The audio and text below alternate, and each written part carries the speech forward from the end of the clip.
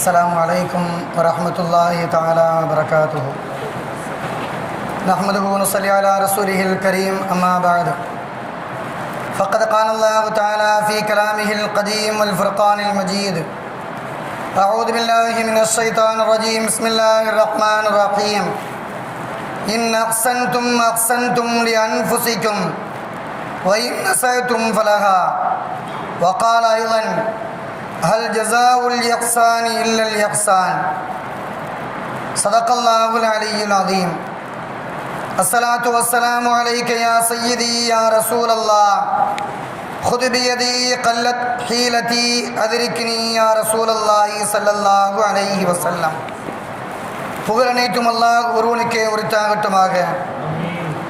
சலவாத்தும் சலாமும் நபிகள் நாயகம் ஸல்லல்லாஹு அலைஹி வஸல்லம் அவர்கள் மீதும் அவர்களின் குடும்பத்தார்கள், உற்றார் உறவினர்கள், தோழர்கள், சுஹதாக்கள், சாலிஹீன்கள், அவுலியாக்கள் மற்றும் இங்கு குழுமிருக்கக்கூடிய நம் அனைவரின் மீதும் உண்டாகட்டுமாக. உலகத்திலே வாழும் காலம் முழுக்க அல்லாஹ் பரிபூர்ணமான ஈமானையும் பரிபூர்ணமான ஆஃபியத்தையும் அல்லாஹ் தந்தல் புரிவானாக. எதிர்வரக்கூடிய காலங்களிலே அல்லாஹ் நல்ல ஆட்சியாளர்களை தந்து நிம்மதியான வாழ்க்கையை உலகத்திலே வாழக்கூடிய அத்தனை மக்களுக்கும் அல்லாஹ் நசீபாக்கி அருள் புரிவானாக. கண்ணியமிக்கவர்களே, அல்லாஹ் திருமறையின் மூலமாக சில செய்திகளை அல்லாஹ் சொல்லித் தருகின்றான். அதிலே ஒரு செய்தி என்னவென்றால், உலகத்திலே வாழும் வாழ்க்கையில் நாம் நல்லதை செய்தால் அல்லாஹ் நமக்கு நல்லதையே அல்லாஹ் நடத்தி காட்டுவான். உலகத்திலே நாம் ஒரு தீயதை செய்தோம் என்றால் அந்த தீயதையே உலகத்திலே அனுபவித்து வாழ வேண்டிய ஒரு நிர்பந்தமான சூழ்நிலையை அல்லாஹ் உலகத்திலேயும் ஏற்படுத்துவான், மறுமையிலையும் ஏற்படுத்துவான் என்பதை அல்லாஹ் திருமறை மூலமாக அல்லாஹ் சொல்லித் தருகின்றான். அல்லாஹ் மேலே குறிப்பிட்ட வசனத்திலே அல்லாஹ் சொல்லும் நேரத்திலே இப்படி சொல்வான்: இன் அஹ்சன்தும் லிஅன்ஃபுசிக்கும். உலகத்திலே நன்மைகளையே செய்து வாழ்ந்தால் அந்த நன்மைகளை நீ பெறுவாய். வைன் அஸஅதும் ஃபலஹா. நீ தீமைகளை செய்து வாழ்ந்தால் அந்த தீமைகள் உனக்கே திரும்பி வரும் என்பதை அல்லாஹ் திருமறை மூலமாக சொல்லித் தருகின்றான். இந்த செயல் உலகத்திலேயும் நடைபெறலாம், மறுமையிலையும் நடைபெறலாம். நபிகள் நாயகம் ஸல்லல்லாஹு அலைஹி வஸல்லம் அவர்கள் சொல்லித் தருவார்கள், ஒரு மனிதர் இன்னொரு மனிதருக்கு கடனை கொடுத்து அவருக்கு சில கஷ்டங்கள் ஏற்படும் நேரங்களிலே அவருக்கு கஷ்டத்தை நீக்குவதற்காக சந்தர்ப்பங்களை கொடுத்தால் அல்லாஹ் இவருடைய கஷ்டத்தை அல்லாஹ் நீக்குவான்.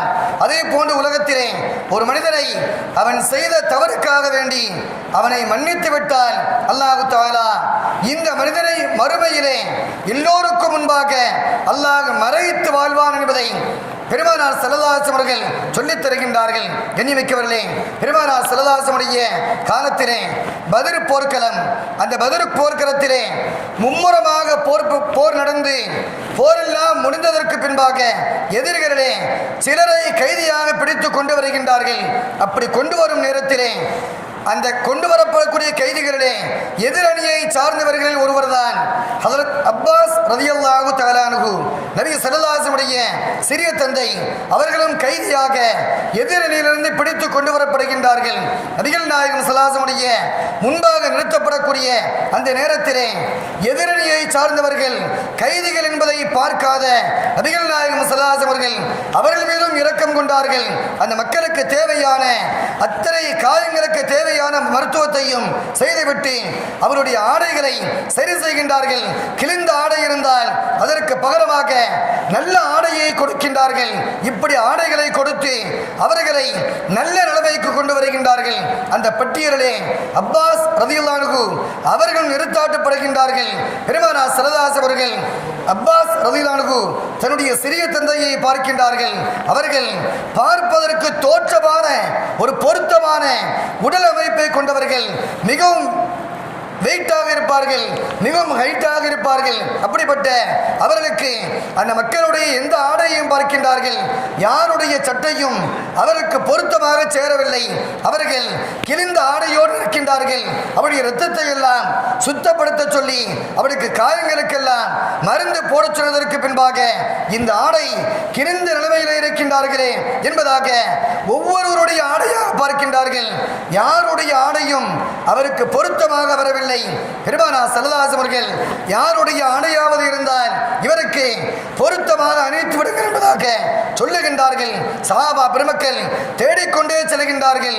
மதீனாவில் வாழ்ந்த மிகப்பெரிய கொடுமைக்காரன், இஸ்லாத்திற்கு எதிரி, முனாஃபிக்கினுடைய தலைவனாக இருந்த அப்துல்லாஹ் இப்னு உபய் இப்னு சலூல் என்று சொல்லக்கூடிய அவனும் இவர்களை போன்ற மிகப்பெரிய உருவத்தை பெற்றவன்.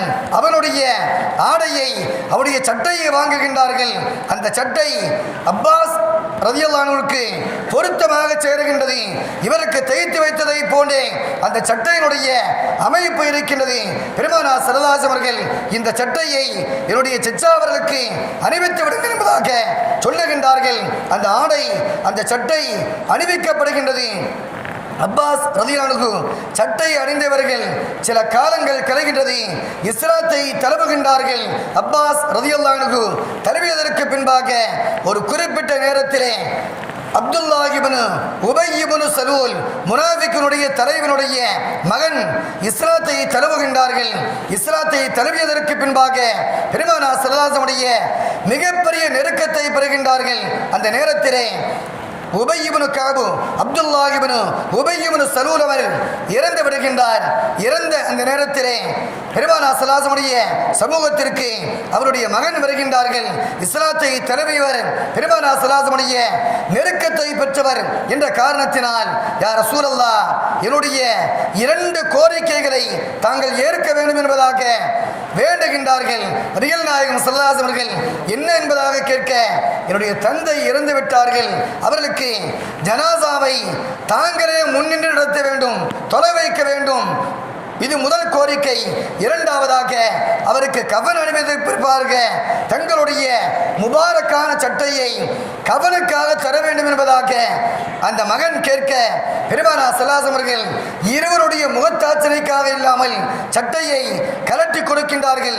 ஜனாசாவை குளிப்பாட்டி பள்ளிவாசலுக்கு கொண்டு வரப்படக்கூடிய அந்த நேரத்திலே நபிகள் நாயகம் ஸல்லல்லாஹு அலைஹி வஸல்லம் அவர்கள் முன்னின்று ஜனாசாவை தொலை வைப்பதற்காக இமாமாக வந்து நிற்கின்றார்கள். பல சஹாபா பிரமுகர் எல்லாம் முகம் சுளிக்கின்றார்கள், கடுகடுக்கின்றார்கள்.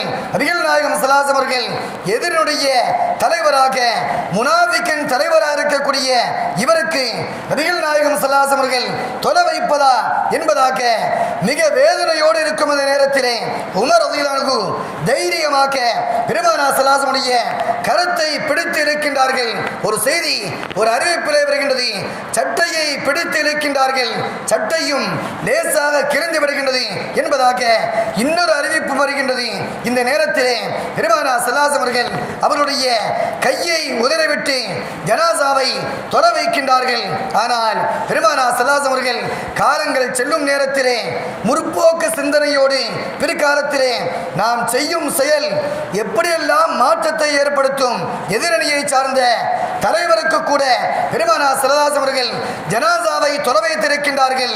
அவருக்காக கவனுக்காக தன்னுடைய ஜுப்பாவை கொடுத்திருக்கின்றார்கள் என்பதாக ஒரு பேச்சு வரும், மக்கள் திருந்துவார்கள் என்ற அடிப்படையிலே பெருமானார் ஸல்லல்லாஹு அலைஹி வஸல்லம் அவர்கள் செய்தார்கள் என்பதாக இருந்தாலும் கூட வரலாற்று பின்னணியை பார்க்கின்றோம்.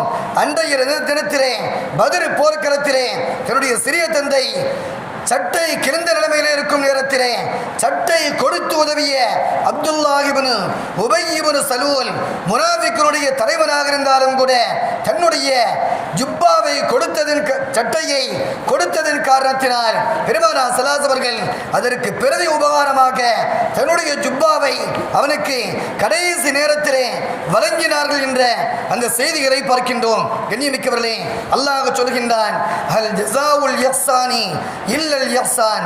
உலகத்திலே ஒரு மனிதன் எந்த உபகாரத்தை வழங்குகின்றானோ அதற்கு பகரமாக அதே உபகாரத்தை அவனுக்கு வழங்கப்படும் என்பதை அல்லாஹ் திருமறையிலே சொல்லி காண்பித்திருக்கின்றான். பல சந்தர்ப்பங்களிலே இந்த செய்திகளை பார்க்கின்றோம். கண்ணியமிக்கவர்களே, பெருமானார் ஸல்லல்லாஹு அலைஹி வஸல்லம் அவர்கள் மிஅராஜிற்கு சென்ற அந்த நேரத்திலே இப்ராஹிம் அலைஹிஸ்ஸலாம் அவர்கள் ஒவ்வொரு நபிமார்களுமே ஒவ்வொரு இடத்திலே நின்ற வண்ணமாக பெருமானார் ஸல்லல்லாஹு அலைஹி வஸல்லம் வரவேற்கின்றார்கள். அதே பட்டியலிலே ஹஜ்ரத் இப்ராஹிம் அலைஹிஸ்ஸலாம் அவர்கள் மட்டும் பைத்துல் மஅமூர் என்று சொல்லக்கூடிய கஅபாவிற்கு அப்படியே நேரடியாக மேலே உள்ள மலக்குமார்கள் தொழக்கூடிய அந்த பள்ளிவாசலிலே சாய்ந்த வண்ணமாக அமர்ந்திருக்கின்றார்கள்.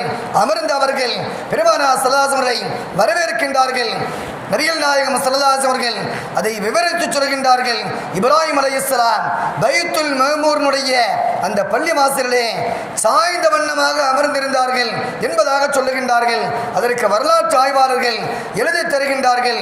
இப்ராஹிம் அலைஹிஸ்ஸலாம் கஅபாவை கட்டினார்கள். கஅபாவை கட்டி முடித்துவிட்டு அந்த திருப்பணிகளை செய்து முடித்துவிட்டு அல்லாஹ்விடத்திலே கேட்கின்றார்கள், யா அல்லாஹ், கஅபாவை கட்டி முடித்து விட்டேன், இதற்கு நற்கூலியை வழங்குவாயாக, இந்த கஅபாவினுடைய கட்டிட கலைகளை நீ ஏற்றுக்கொள்வாயாக என்பதாக அல்லாஹ்விடத்திலே வேண்டுகின்றார்கள். அல்லாஹ் அதற்கு பகரமாக அதற்கு நேர் மேலே உயரமாக இருக்கக்கூடிய மலக்குமார்கள் தொழக்கூடிய அந்த பள்ளிவாசலிலே சாய்ந்த வண்ணமாக இருக்கும் நிலைமை அல்லாஹ் தருகின்றான். கஅபாவை கட்டினார்கள். அவர்களுக்கு அல்லாஹ் பைத்துல் மஅமூரிலே வைத்து அல்லாஹ் அழகுபடுத்தி பார்க்கக்கூடிய அந்த சந்தர்ப்பத்தை நபிகள் நாயகம் ஸல்லல்லாஹு அலைஹி அவர்கள் சொல்லி காண்பிக்கக்கூடிய அந்த செய்திகளை பார்க்கின்றோம். மறுமையிலே பெருமானார் ஸல்லல்லாஹு அலைஹி சொல்லுவார்கள், எல்லா மனிதர்களுமே பிறந்த மேனியோடு செருப்பில்லாமல் ஆடை இல்லாமல் மறுமையிலே எல்லோரையும் அல்லாஹ் எழுப்புவான். எல்லோரும் பிறந்த புதிதிலே எப்படி இருந்தார்களோ அதே நிலையிலே அல்லாஹ் மறுமையிலே எழுப்புவான். ஒவ்வொரு நபிமார்களுக்கும் ஒவ்வொரு மனிதர்களுக்கும் அல்லாஹ் தண்ணீர் புகட்டுவான். ஒவ்வொரு மனிதர்களுக்கும் ஆடைகளை அணிவிப்பான். அந்த ஆடை அணிவிக்கப்படக்கூடிய அந்த நேரத்தில் முதல் முறையாக முதல் மனிதராக ஆடை அணிவிக்கப்படக்கூடிய மனிதராக ஹஜ்ரத் இப்ராஹிம் அலைஹிஸ்ஸலாம் அவர்களை அல்லாஹ் அந்த இடத்திலே அமைத்து கொடுப்பான் என்பதாக சொல்லித் தருகின்றார்கள். வரலாற்று ஆய்வாளர்கள் இதை சொல்கின்றார்கள். இப்ராஹிம் அலைஹிஸ்ஸலாம் இஸ்லாமிய மார்க்கத்திற்காக நம்ரூத் என்று சொல்லக்கூடிய அந்த கொடுங்கோலனுடைய கொடுமையை அனுபவித்தார்கள். அவர்களை ஒரு நிர்பந்தமான நேரத்திலே நெருப்பு குண்டத்திலே தள்ளப்படுகின்றார்கள். அப்படி தள்ளப்படக்கூடிய அந்த நேரத்தில் ஆடைகள் எல்லாம் கலைந்த வண்ணமாக நெருப்பு குன்றத்திலே தூக்கி எறியப்படுகின்றார்கள். அல்லாஹு தஆலா உலகத்திலே ஒரு சோதனையை அனுபவித்ததற்கு பகரமாக அதே நியமத்தை மறுமையிலே முதன் முறையாக கொடுத்து அந்த ஆடைகளை அணிவிக்கப்படக்கூடிய மனிதர்களிலே முதல் மனிதராக இப்ராஹிம் அலைஹிஸ்ஸலாமை அல்லாஹ் தேர்ந்தெடுக்கின்றார் என்ற செய்திகளை பார்க்கின்றோம். உலகத்திலே எந்த நியமத்தை அல்லாஹ் வழங்குகின்றானோ அல்லது எந்த உபகாரத்தை நாம் பிறருக்கு செய்கின்றோமோ அதே உபகாரத்தின் மூலமாக அல்லாஹ் நம்மை கண்ணியப்படுத்துவான். ஒரு தீமையை செய்து வாழ்ந்தால் அந்த தீமை மூலமாகவே நம்மையோ நம்முடைய குடும்பத்தையோ அல்லாஹ் நியமத்திற்கு மாற்றமான வழிகளிலே ஈடுபடுத்துவான் என்பதை திருமறையினுடைய இந்த விரிவுரையை நம்மால் பார்க்க முடிகின்றது. கண்ணியமிக்கவர்களே, பெருமானார் ஸல்லல்லாஹு அலைஹி அவர்கள் நாளை மஹ்ஷர் மைதானத்திலே மக்களுக்கெல்லாம் ஹவுதுல் கௌசர் என்று சொல்லக்கூடிய உயர்தரமான தடாகத்திலிருந்து நீரை புகட்டிக் கொண்டிருப்பார்கள். அப்படி கொடுக்கும் நேரத்திலே ஒவ்வொரு மனிதர்களாக வந்து கூட்டம் கூட்டமாக முண்டி அடித்துக்கொண்டு அந்த தண்ணீரை குடிப்பதற்காக வருவார்கள். அப்படி தண்ணீரை குடிக்கக்கூடிய அந்த மனிதர்களே யார் உலகத்தில் வாழும் காலத்தில் பிறருக்கு தண்ணீருடைய தேவைகளை நிறைவேற்றி கொடுக்கின்றார்களோ அந்த மனிதர்கள் முண்டி அடிக்காமல் அந்த தண்ணீரை பெறக்கூடிய மனிதர்களே முதலாவதாக இருப்பார்கள் என்பதை தஃப்சீருடைய விரிவுரையிலே சொல்லி காண்பித்து இருக்கின்றார்கள். கண்ணியமிக்கவர்களே, நபிகள் நாயகம் ஸல்லல்லாஹு அலைஹி அவர்கள் கொடுக்கக்கூடிய அந்த மிகப்பெரிய தண்ணீர் என்பது ஒரு மனிதன் அந்த தண்ணீரை குடித்து விட்டால் அதற்கு பின்பாக அவருக்கு தாகமே ஏற்படாது, அவர் நிம்மதியோடு இருப்பார் என்பதாக ஹதீஸ்களிலே பெருமானார் ஸல்லல்லாஹு அலைஹி அவர்கள் சொல்லித் தருகின்றார்கள். எனவே மறுமையிலே கிடைக்கக்கூடிய மிகப்பெரிய பாக்கியமாக உலகத்திலே தண்ணீர் புகட்டியவர் ஹவுதுல் கௌசரிலே முண்டி அடிக்காமல் தண்ணீரை பெறுவதிலே முதலாவதாக இருப்பார் என்பதாக சொல்லி காண்பிக்கின்றார்கள். சஅத் இப்னு அபீ வக்காஸ் ரலியல்லாஹு தஆலா அன்ஹு அவர்கள் வருகின்றார்கள். யா ரசூலல்லாஹ், என்னுடைய தாயார் இறந்து விட்டார்கள், அவர்களுக்காக வேண்டி நான் என்ன தர்மத்தை செய்வது என்பதாக கேட்கின்றார்கள். பெருமானார் ஸல்லல்லாஹு அலைஹி அவர்கள் சொல்லுகின்றார்கள், தோழரே, மதீனாவை சார்ந்த மக்களுக்காக வேண்டி கிணறை வெட்டி கொடுங்கள், அவர்கள் தண்ணீர் பஞ்சத்தில் இருக்கின்றார்கள், தண்ணீரை போக்குவதற்காக உங்களால் முடிந்த உதவிகளை செய்யுங்கள், அந்த தர்மம் சிறந்த தர்மம் என்பதை நபிகள் நாயகம் ஸல்லல்லாஹு அலைஹி அவர்கள் சொல்லும் நேரத்திலே சஅத் இப்னு அபீ வக்காஸ் ரலியல்லாஹு அன்ஹு தன்னுடைய தாயாருக்காக வேண்டி மறுமையினுடைய நன்மைக்காக வேண்டி தண்ணீர் கிணறை வெட்டி மக்களுக்கு மத்தியிலே வக்ஃபு செய்தார்கள் என்ற வரலாறை பார்க்கின்றோம். எனவே காலத்திற்கு தோதுவாக எந்த நேரத்திலே எதை செய்தால் நன்மை கிடைக்குமோ, மக்களுக்கு விரோஜனமோ, அதை பெருமானார் ஸல்லல்லாஹு அலைஹி அவர்கள் சொல்லிக் கொடுத்திருக்கின்றார்கள். அந்த சஹாபி அவர்களுக்கும் அவருடைய பெற்றோருக்கும் அல்லாஹ் மறுமையிலே ஹவுதுல் கௌசர் தடாகத்தினுடைய அந்த உயர்வான பாக்கியத்தை பெறக்கூடிய எவ்வளவு பாக்கியத்தை அல்லாஹ் வழங்கியிருக்கிறான் என்பதை நம்மால் காண முடிகின்றது. கண்ணியமிக்கவர்களே, பெருமானார் ஸல்லல்லாஹு அலைஹி அவர்கள் சொல்லித் தருவார்கள், மறுமையிலே சொர்க்கத்திலே அல்லாஹ் பல படித்தரங்களை வைத்திருப்பான். ஒவ்வொரு சொர்க்கத்திற்கும் ஒவ்வொரு வாசலுக்கும் அல்லாஹ் ஒரு பெயரை வைத்திருப்பான். உலகத்திலே யார் ஷஹீதாகின்றார்களோ, அல்லாஹ்வின் பாதையிலே உயிர் நீக்கின்றார்களோ, அந்த மக்களுக்காக வேண்டி பாபு ஷஹீத் என்பதாக அந்த வாசலை அமைத்திருப்பான். இப்படி ஒவ்வொருவராக அமைக்கக்கூடிய அந்த பட்டியலிலே அல்லாஹ் வழங்கும் மிகப்பெரிய பாக்கியம் பாபு ரையான் என்பதாக ஒரு சொர்க்கத்தினுடைய வாசலுக்கு பெயரை அல்லாஹ் வைத்திருக்கின்றான். அது யாருக்கென்றால், உலகத்திலே யாரெல்லாம் நோன்பு வைத்தார்களோ, நோன்பு வைத்த காரணத்தினால் தாகித்திருந்தார்களோ அவர்களுக்காக வேண்டி அந்த வாசலை அல்லாஹ் மறுமையிலே வழங்கியிருக்கின்றான். அந்த வாசலுக்கு பெயரே ரையான் என்றால் தாகம் தீர்க்கும் இடம் என்பதாக அதற்கு பெயர். எனவே உலகத்திலே தாகத்தோடு வாழ்ந்தவர்கள் நோன்பு காலத்திலே தாகித்திருந்தவர்களுக்கு அல்லாஹ் பிரதி உபகாரமாக இந்த உபகாரத்தை அல்லாஹ் மறுமையிலே வழங்குகின்றான் என்பதை நபிகள் நாயகம் ஸல்லல்லாஹு அலைஹி அவர்கள் சொல்லித் தருகின்றார்கள். வாழும் வாழ்க்கையில் நன்மைகளை செய்ய வேண்டும், பிறருக்கு உபகாரத்தை செய்ய வேண்டும். பிறருக்கு தீமைகளை செய்தோம் என்றால், பிறருடைய மனதை புண்படக்கூடிய அளவுக்கு, பிறருடைய குடும்பங்கள் பாதிக்கும் அளவுக்குள்ள தீமைகளை செய்தால் அதே பிரதி உபகாரத்தை தண்டனையாக உலகத்திலேயும் மறுமையிலையும் அல்லாஹ் வழங்கிவிடுகின்றான் என்பதையும் திருமறை மூலமாக நாம் தெரிந்து கொள்கின்றோம். வாழும் வாழ்க்கையில் அல்லாஹ்வை நம்பிய நாம் ரமலானுடைய காலத்திலே நிறைவான நன்மைகளை செய்திருக்கின்றோம். இந்த நன்மைகளுக்கு பிரதி உபகாரமாக அல்லாஹ் உலகத்திலேயும் தருகின்றான், மறுமையிலையும் தருவான். வாழும் வாழ்க்கையில் நன்மைகளை செய்ய வேண்டும், தீமைகளை கலைந்திருக்க வேண்டும். உலகத்தில் அல்லாஹ்விற்கோ அல்லாஹ்வால் படைக்கப்பட்ட படைப்பிற்கோ தீமை செய்யாமல் வாழும் வாழ்க்கையிலே அல்லாஹ் உயர்வை தருகின்றான். அப்படிப்பட்ட உன்னதமான உயர்வை பெற்று வாழக்கூடிய எந்த நன்மைகளை செய்கின்றோமோ அதே நன்மைகளை உலகத்திலேயும் மறுமையிலையும் நிறைவாக பெற்று வாழக்கூடிய சீதேவிகளுடைய கூட்டத்திலே அல்லாஹ் நம்மையும் நம்முடைய சந்ததிகளையும் அல்லாஹ் ஆக்கி அருள் புரிவானாக. உலகத்தின் எல்லா நலவுகளையும் மறுமையின் எல்லா நலவுகளையும் அல்லாஹ் நிறைவாக தந்து உலகத்தின் மறுமையின் எல்லா துன்பங்களை விட்டும் அல்லாஹ் பாதுகாத்து நிம்மதியான வாழ்க்கையை அல்லாஹ் இறுதி வரை தந்தல் புரிவானாக.